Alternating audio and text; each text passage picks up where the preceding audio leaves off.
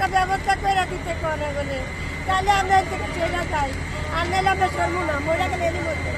এই যুদ্ধ করলাম এর লেগা এই 10 নম্বর যুদ্ধ করলাম এর লেগা উলান করে রাস্তায় আগুন দিচ্ছি পুলিশের আঙ্গর বাইরে ছিটা গুল্লি লাগছে আঙ্গ জামা খুললা জামা উন্না দিয়া ছিড়া ছিড়া রক্ত বন্ধ করছি পোলা করে আমার পোলারা সব পোলারা রাস্তায় বাইরেছে এই কষ্ট করছি এর লেগা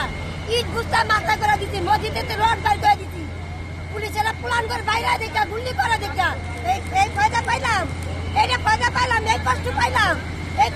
এখন কি আমরা কামতি করে ন্যায় কিনলে গেলে কাকু ক্ষতি করে তারা কিনলে আঙ্গরে কেগারা কইরা দিয়া গেছিল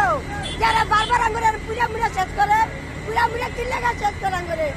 একটা ব্যবস্থা করে দিতে করে বলে তাহলে আমরা এর থেকে চলে যাই আর নাহলে আমরা সরবো না মরে গেলে এরই মধ্যে আর কিছু করার নাই ভাই আর কিছু করার নাই পরিষ্কার গ্যারেজ ছিল কেউ ঘরে গ্যাসের সিলিন্ডার ছিল একটা গ্যাসের সিলিন্ডার আমি মনে করেন এক চালের উপর একটা পানি মারতেছি ফায়ার সার্ভিসের লোকের সাথে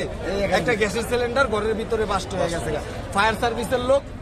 উনার গায়ে পড়ছে উনি আর কি চালের ভিতরে অসুস্থ হয়ে গেছে তারপর আমরা কিছু ছেলে পেলে মনে করেন 5 নম্বর ওয়ার্ড বিএনপির কিছু ছেলে পেলে সবাই মিললে আমরা তারা ধরে নিয়ে আর কি হেফাজত ইসলামের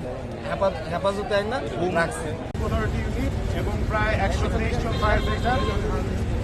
এবং স্থানীয় জনগণ ভলেন্টিয়ার পুলিশ সেনাবাহিনীর সহায়তায় আমরা 9:35 আগুন নিয়ন্ত্রণে আনতে সক্ষম হই। আগুন সম্পূর্ণ নিবারণ করতে আরও কিছু সময় লাগবে কারণ আপনারা দেখতে পাচ্ছেন যে ভিতরে ছোট ছোট আগুন দেখা যাচ্ছে এবং যেহেতু রাস্তাগুলি খুব ন্যারো ছিল এবং ঘরবাড়ি ভেঙে যাওয়ার কারণে রাস্তাগুলি বন্ধ হয়ে গেছে তো সেই